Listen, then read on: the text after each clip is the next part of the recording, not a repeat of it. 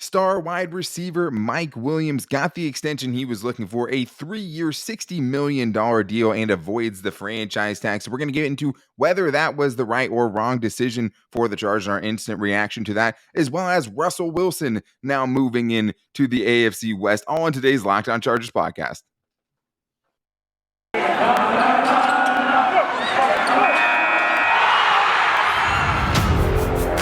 You are Locked On Chargers, your daily podcast on the Los Angeles Chargers, part of the Locked On Podcast Network, your team every day.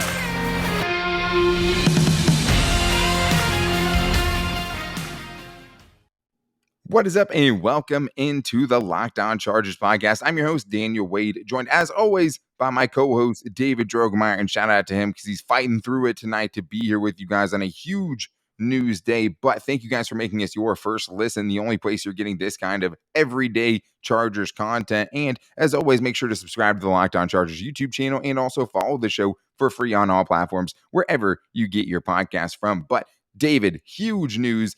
As something you had thought yesterday and we didn't get it on the show, what if the Chargers just sign Mike Williams and they stay away from the franchise tag? Of course, that's what ends up coming to fruition, a huge deal for the Chargers and Mike Williams. He cashes in on his big season, but is now the fourth highest paid receiver in the league. So we're going to talk about what that means, if that was worth it, if that's the right move, and also talk about, what does that mean for Josh Palmer and his development? Do the Chargers still have flexibility in free agency to go after other players and improve other really poor, parts of their roster, and talk about all of that, as well as the Broncos missing out on Aaron Rodgers just to turn around and get Russell Wilson, and just the ridiculousness of the AFC West, probably the best division in football now. But where do the Chargers line up in now? Where do the Chargers rank now after coming in third last year, only ahead of the Russell Wilson list Denver Broncos? But David, we have to start with the biggest news of the day, and that is Mike Williams getting signed to that 3-year contract. The news came out from Adam Schefter. Chargers and wide receiver Mike Williams reached an agreement on a 3-year, $60 million deal that includes $40 million guaranteed and $28 million in year one, sources tell ESPN. So, David, what is your instant reaction to that giant news? First and foremost, I cannot believe I did not talk about that on yesterday's show when we literally were sitting here before the show, and I was just like, man, I don't understand why, but I just have this weird feeling that the Chargers and Mike Williams are going to agree to a contract before the franchise deadline. Well, that's exactly what ended up happening. And we didn't really see that around the league either. Like, there wasn't a lot of guys who you thought were going to get franchise tag that got that multi-year deal.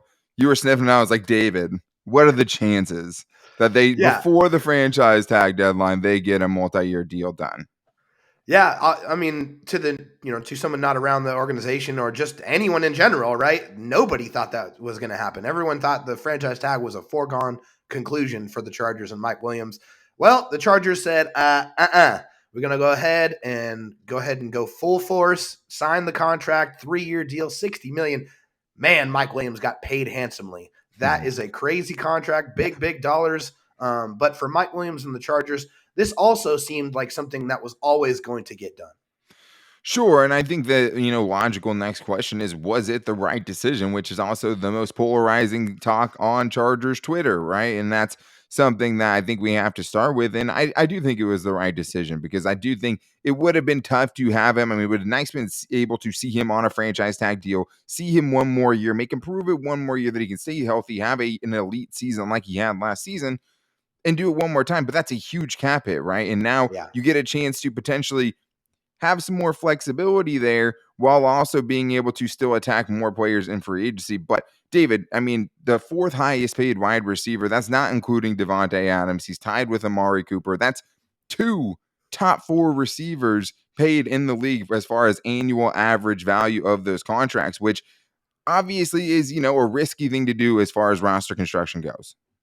It for sure is. There's no question about that. But the Chargers are in the perfect situation to accommodate these contracts. Like I mentioned on yesterday's show, they have that, rookie phenom on that cost-controlled rookie contract. So if there was ever a time for them to be able to do this, it is definitely right now. And as far as if this is the right move, I absolutely think it is. I think the rapport that was built with Justin Herbert and Mike Williams just going to him in all of the big moments, not just with Justin Herbert, but really his entire tenure as a receiver for the Chargers.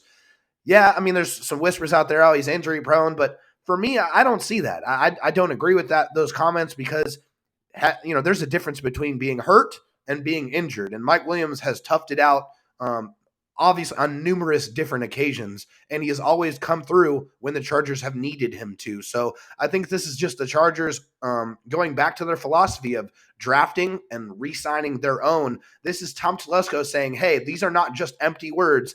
These are words I am putting in concrete. Well, and the thing is, too, is, I mean, just because, they have Mike Williams in this wide receiving trio now locked up for the rest of Justin Herbert's rookie contract, because that's how it's all going to play out now. Mike Williams, Keenan Allen, Josh Palmer, Justin Herbert, all 2025 unrestricted free agents, like it'll ever get there with Justin Herbert.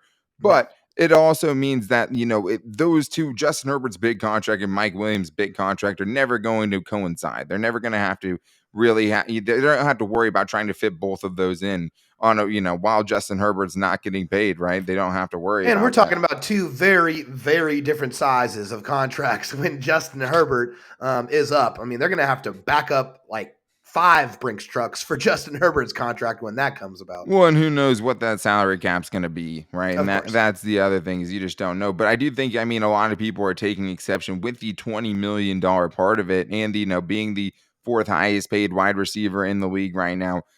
And I just think that, like, it's just numbers. Like, as much as, he is a top 4 receiver, I mean, it's not including Devontae Adams, who, if he's not on a franchise tag this year, which would have him right underneath Mike Williams, is going to get somewhere around $25 million per season. And their quarterback, and he was asking for 30, just as a reminder. Sure, and that's what I'm saying. But reportedly, so that makes him the 5th highest receiver, right? Like, that's what he would be at right then. Sure. Then you look at who's going to be an unrestricted free agent next year, David.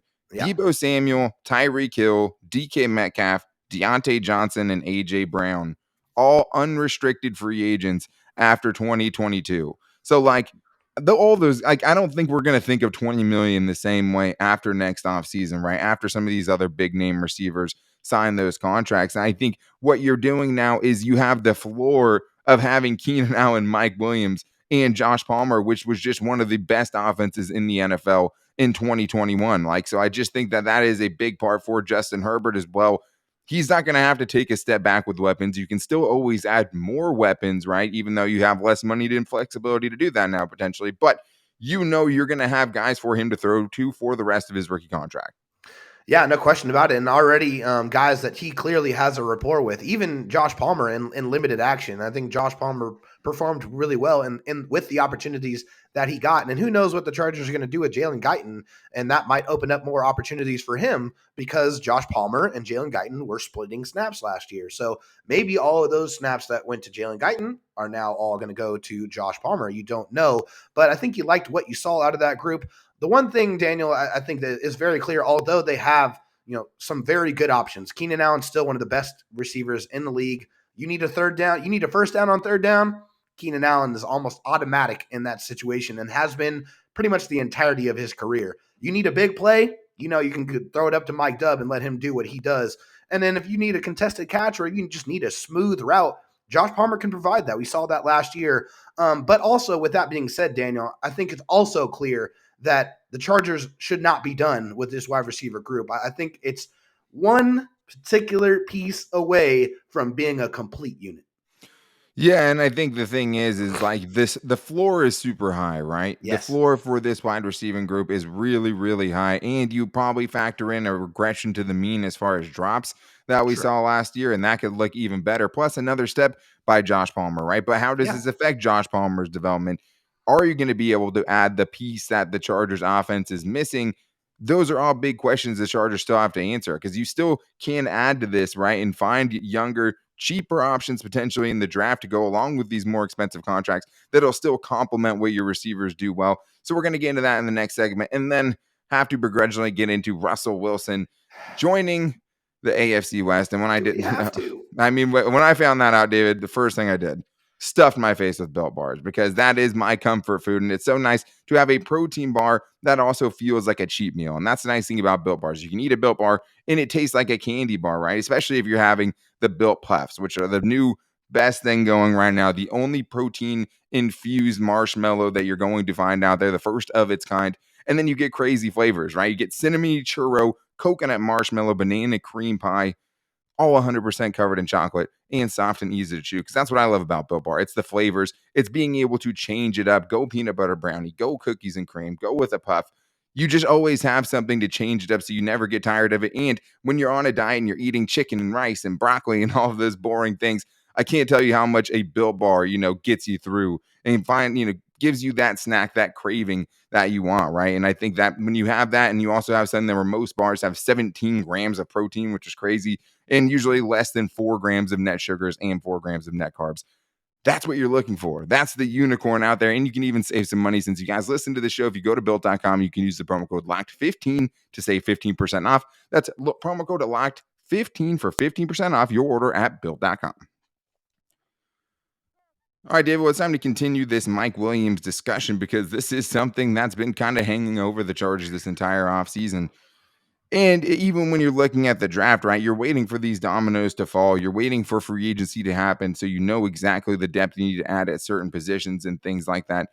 And then you also have to think about, too, how this is going to affect everything when it comes to draft time, what you've done in free agency. And that's how this is all going to shape out. And that'll give us a much better picture heading into the draft. But right now, there's still plenty of holes on this roster. But you feel really good about the wide receiving core now, while also realizing there is a missing element.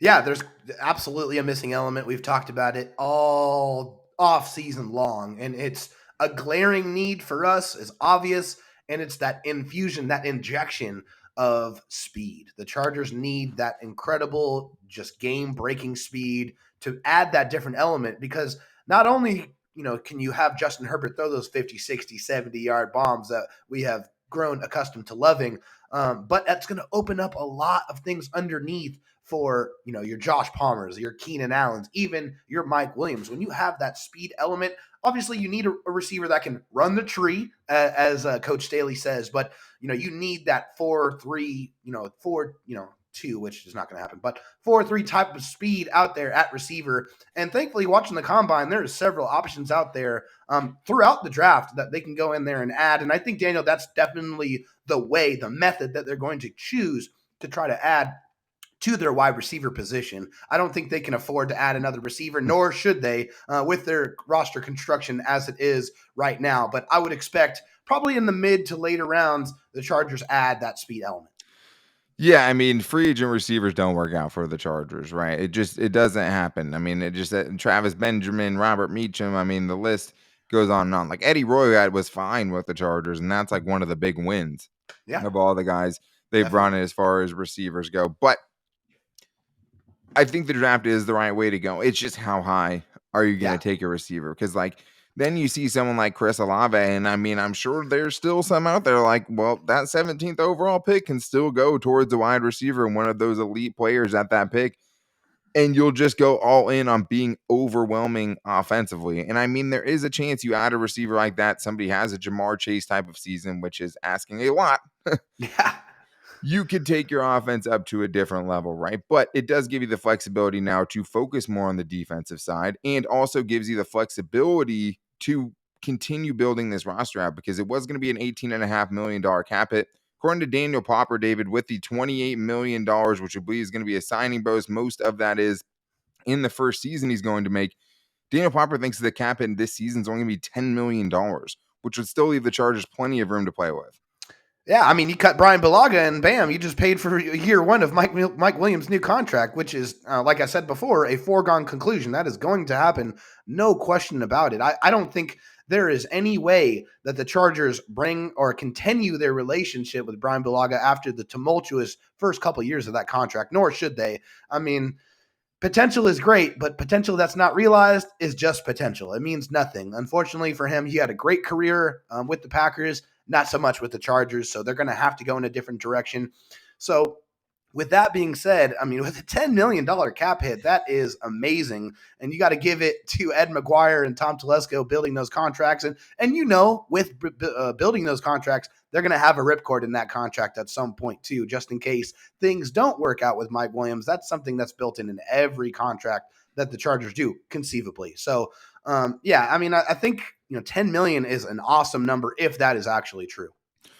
Well, the thing is like you have to kind of think about it this way too, right? We know there's 40 million guaranteed, right? And Yeah, he's going to get that after the first season, right? He's right. going to or 28 he's going to have after the first season. That only Yeah, leaves $12 million guaranteed for those final two seasons, right? So like you'll still get the cap hit from the signing bonus, but I do think people think, $20 million it might be higher cap hit than what the Chargers were going to have with and if they franchised him. But there is good reason to believe, and I trust Daniel Popper, obviously, oh that yeah, it's going to be quite a bit less than the number he would have been if he had played on the tag this season, which is, I mean, at least some urgency from the Chargers, keeping their offensive tact, using their, contract skills to still give them flexibility here in this season, which is so important while Justin Herbert's still on his rookie contract.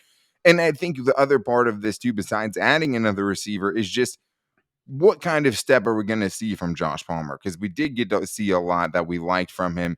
He doesn't have a burner skill set. He is a good deep receiver. He's a great contested catch receiver. I know he was credited 8 for 8 on his contested catches last that's season. awesome. Not that you want a ton of contested catches. Take the wide open catches if you Sure. can. But I think that is kind of the X factor here, David, and maybe something that people are discounting. There is a chance that Josh Palmer's growth gets stunted a little bit, right? Because he's not going into a number 2 role, or he's not going to, get way more stats potentially than he had last year. We don't know what's going to happen with Jalen Guyton. We don't know who else they're going to add into it. But there is a good chance that Josh Palmer is an even better player, right? And we're looking at this wide receiver trio totally different next season. Yeah, there's no question about that. And I mean, with Josh Palmer specifically, we know this is a guy who really cares. He really puts the work in. This is a guy that was one of those first in the building, last out, always catching passes from Justin Herbert after practice, seemingly every single day, building that relationship and that rapport with Justin Herbert. And, taking that going into year 2 with hopefully a much improved defense will give them more opportunities, and because hopefully they get more turnovers, right? Get more opportunities for Justin Herbert to go throw that ball down the football field. And yeah, I mean, he's a 22-year-old kid. He's still very young, has a lot of potential. And I think he has a skill set that's more timeless, Daniel. He is a very, very, very precise route runner. He has very strong hands. That's why he's so good in those contested catch situations. So I think, yes, there's a possibility with this signing that, you don't get as many opportunities as maybe there could have been if Mike Williams wasn't in the picture. But I think you have to look at this wide receiver group as it is right now and feel very comfortable and very happy with what you have in the room. When you talked about, Mike Williams and the injury, stuff that happened early on in his career, and he's only missed 4 games, right? Since his first season where he ended up missing a lot of games that year, didn't score a touchdown and all that crazy stuff from that first year. Right. But when you look at it, right, I mean, if he does get hurt, if he does get banged up, if he has to miss a game or two, I mean, at least you have a guy like Josh Palmer and then whoever you add, right? I do think 4 receivers are going to get a fair amount of targets in this offense. We saw, Jalen Guyton and Josh Palmer split those basically last year Well, as and far 80 as who that plus wide receiver 3 receptions was.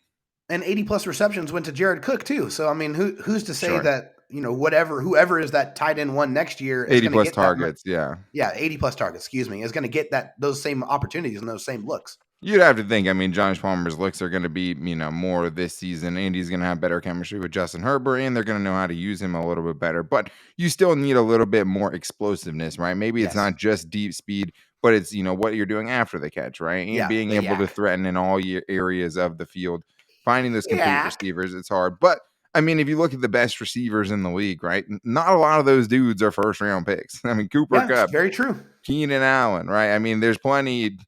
There's obviously a few outliers, the Justin Jeffersons and the Jamar Chases, but like Sure. you can find solid receivers after the first round. Just because you take a receiver in the first round, like a Jalen Yeager, right, or Rager, and some of these other guys that have come out the last few seasons, doesn't mean it's always going to work out. So they still could be able to add and not have to use that number 17 pick. But there's going to be some very enticing options that are there. But now it's time where we have to talk about Russell Wilson coming to the AFC West. Are the Chargers even the second best team in the AFC West?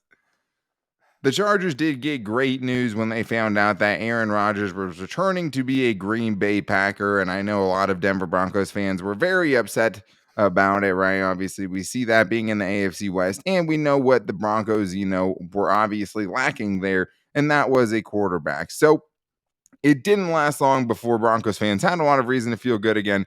And Chargers fans did not, because the Broncos did pull off a blockbuster trade yesterday where they ended up landing Russell Wilson. They ended up getting the next, biggest guy and a younger guy in Russell Wilson, who has been a borderline MVP player, a Super Bowl champion. And of course, David, after Aaron Rodgers decides that he's not going to join the AFC West, and we don't have to think about, Aaron Rodgers, Patrick Mahomes, Justin Herbert, Derek Carr.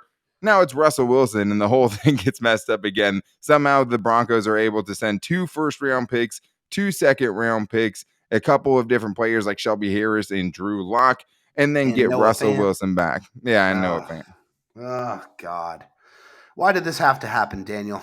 Why did this have to? But, I mean, why is this such a big surprise? We know that the Broncos were a quarterback away. They have one of the best defenses in the league. They have a cache of young wide receivers at their disposal that are under contract for the next 3 or 4 seasons. Russell Wilson was hurt last year, but there's no questioning his pedigree. He is simply one of the best quarterbacks in the league and brings that dual threat ability for his ability to create and be able to run.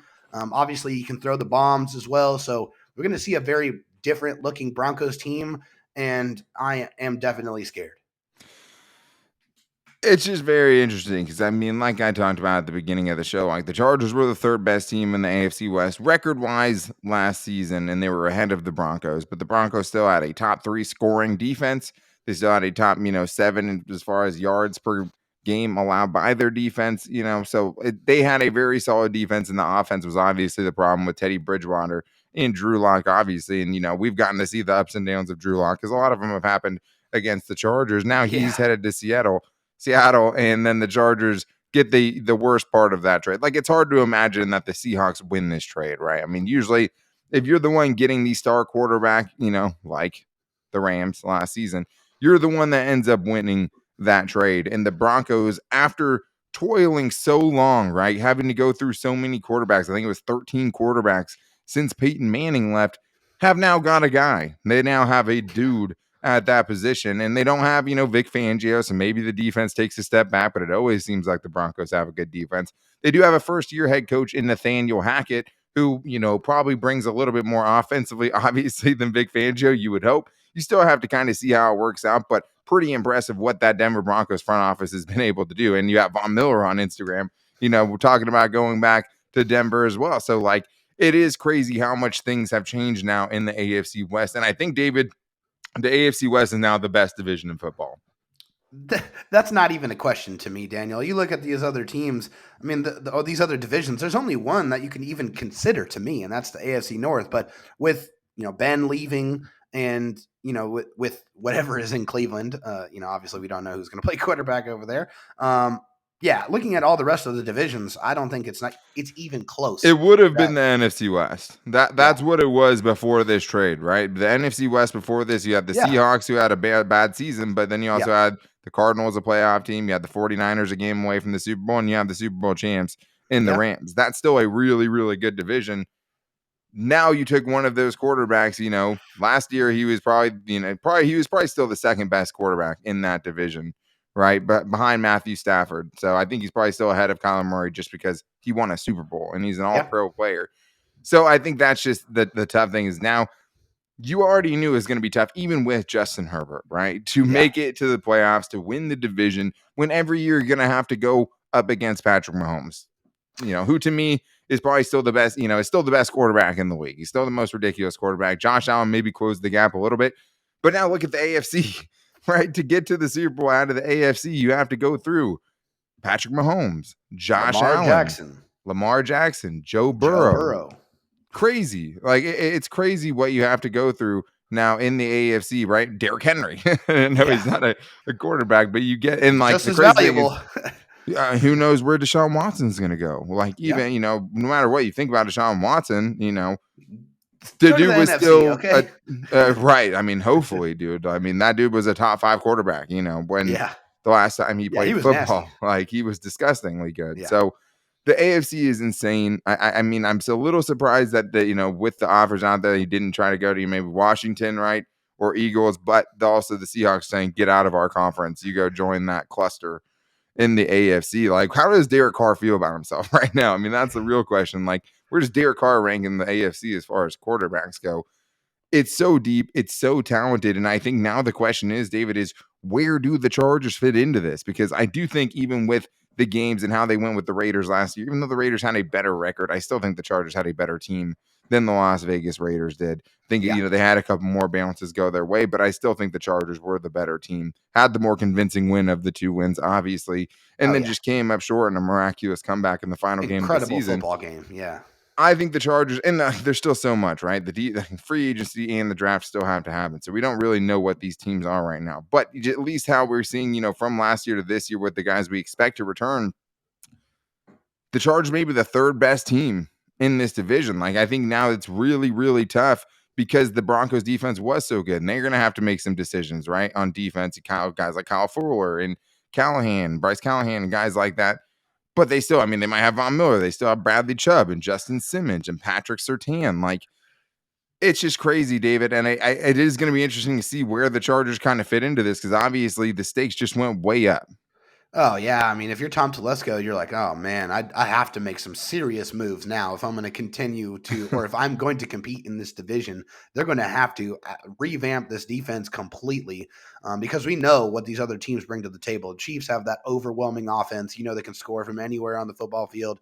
The Broncos now have one of the best defenses in the league, and now they have a quarterback that can champion those crazy weapons that they have on the offensive side of the ball, which is definitely scary. And so the Chargers have their work cut out for them. I think it's definitely arguable now that they're, the third best or worst team in the division, which it sucks. That sucks to have to say that. But one very good byproduct of that, Daniel, is we're probably going to have about 5 or 6 primetime games next season.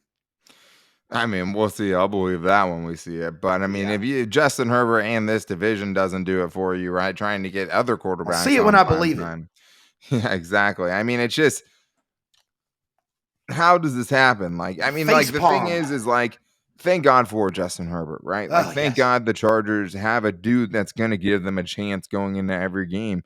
Has a dude who's gone toe to toe with the Kansas City Chiefs every time that they've matched up against him. He has 2 overtime losses in the 3 regular season games he's played against Patrick Mahomes. And then he has a win, in the other game, the first Chiefs game of last season.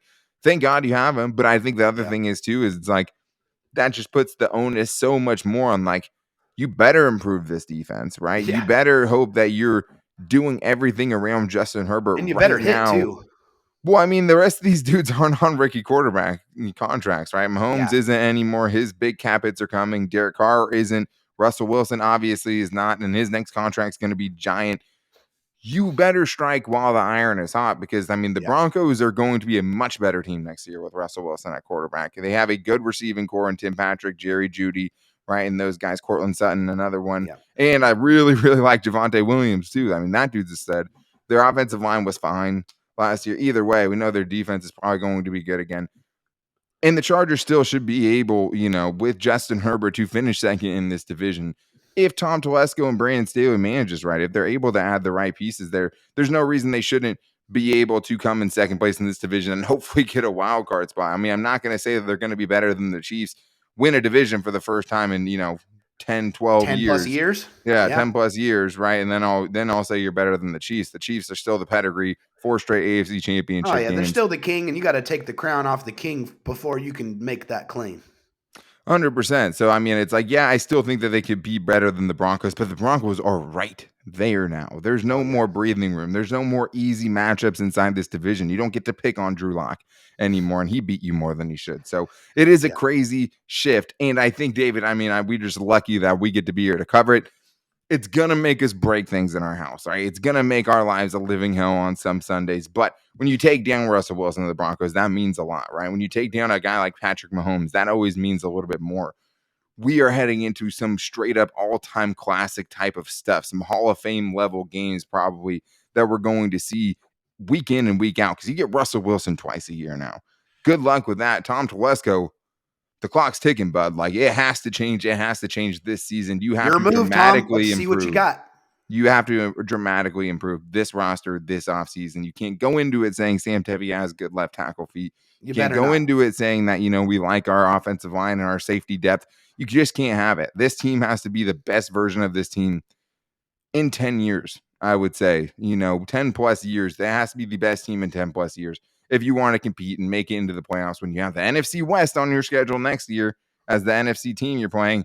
And now you have Russell Wilson and Patrick Mahomes in your division, and you haven't even shown that you can sweep the Raiders, right? So it's going to be crazy. I'm definitely excited about it, but we do have, some big guests coming up this week as well. We want to make sure you guys are back here for that. We have the director, the Kiwi filmmaker is going to be coming on the show. I know a lot of you are very excited about that dude, and that dude puts out some great content for sure on YouTube and just streaming on Twitch and everything else.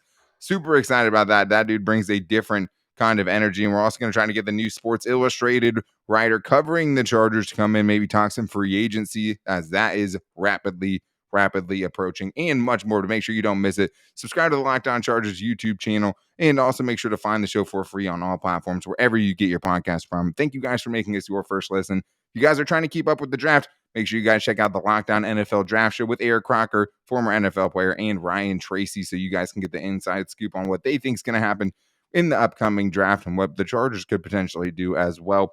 But make sure you guys also, if you want to get on the show, call into the Locked On Chargers voicemail line at 323-524-7924. We're trying to get every Chargers voicemail played on the show. And you can hit us up on all social media as well. You can find me on Twitter at Dan Talk Sports, David Drogemeyer on Twitter at DroTalkSD. You can also find the show at Locked On LAC. And make sure you can also go to our new Instagram channel as well, our new Instagram page at Locked On Chargers, and our Facebook page, Locked On Chargers as well. So thank you guys so much with all this crazy stuff going on. We appreciate you guys checking in and getting our reaction to all of it, and we'll be back with you guys tomorrow as always. But until then, take it easy and go Bolts.